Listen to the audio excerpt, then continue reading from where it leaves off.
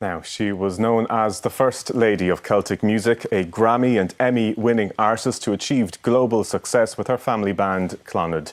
Despite that international recognition, Moya Brennan was always at her core a proud Donegal woman. We can cross over now to the place where it all began for Clannad, Teach Leo, the family pub, where we're joined by her friends, the singer Daniel O'Donnell and Máire Ní Bhraonáin of the band Alton. And thank you both for joining us on 6-1, and we are so sorry for your loss today. Daniel, I might begin with yourself. I think it's actually in that pub where you first met Moya Brennan. Can you tell us of your memories of that and how the two of you became friends? Well, it goes right back to when I was a child. We used to come over here to Leo's, and Leo, Moya's father, entertained here. And he was, just we were talking about him before he came to us, he was an incredible entertainer. And when he wouldn't be singing, Clannad, although they weren't Clannad at that time, they would get up and play. And that's the first time that I would have heard and met all of the family. And then we live very close, you know, geographically. It's only about 10 miles. So there was always that bit of interaction.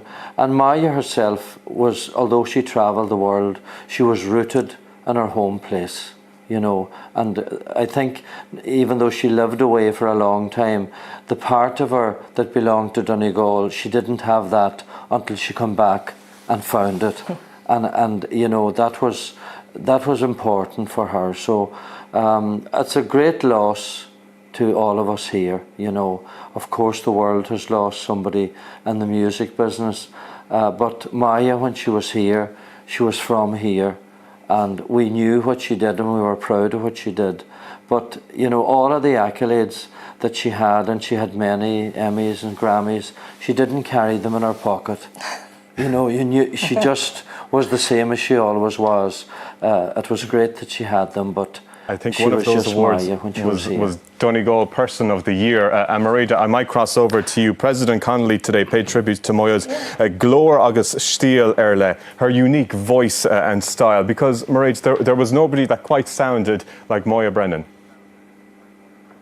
Well, Máire Ní Bhraonáin from the top of door, my gosh, she had a voice when she opened her mouth. She was like from another world. We were talking about that earlier. You know, she had this spiritual thing. It was like she opened her mouth. She didn't know herself what it was about, but she just transformed the company she was in and lifted us all with her. She had a great beauty, and she is from a beautiful family. Her parents were both great musicians. She was whistle, as we'd say around here, and she had a great love, and that's what I remember her for. It started off as trad music, but then at some stage she did branch into dance music for a while. I'm thinking of tracks like Saltwater from Chicane, and I suppose what makes that unique is that it was sang in the Irish language, so she is spreading the culture and the Irish language across the world and across the generations. Was that a source of pride for her?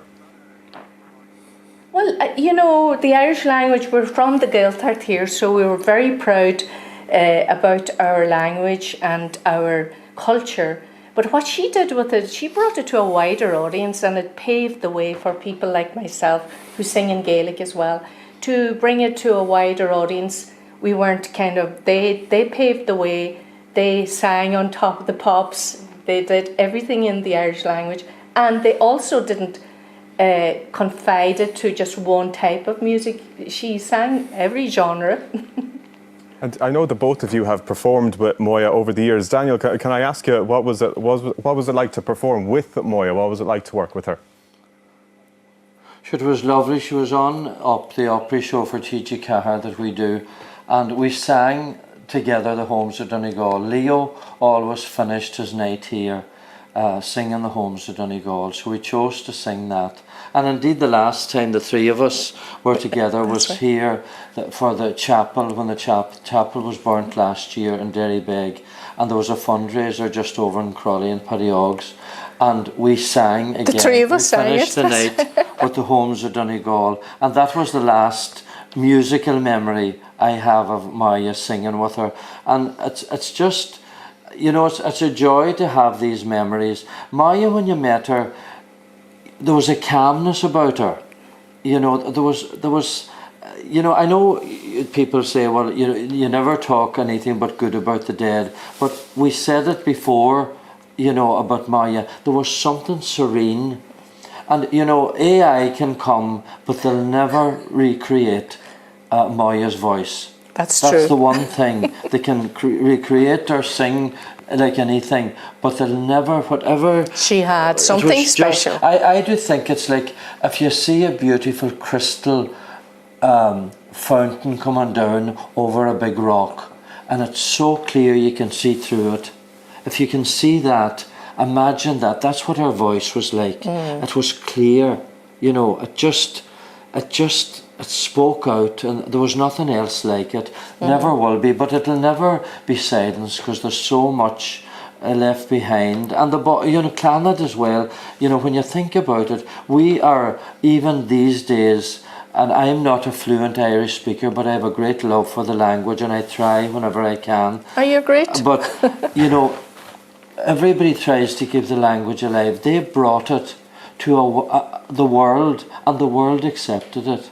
Well, and it's a great way to look at it for all of us and anybody that might question the validity of Irish, that they brought it at a time, and the world embraced it. Absolutely, and that legacy and indeed her music will live on. But for now, Daniel O'Donnell and Máire Ní Bhraonáin in Donegal, thanks indeed to both of you for joining us on what I know has been a difficult day.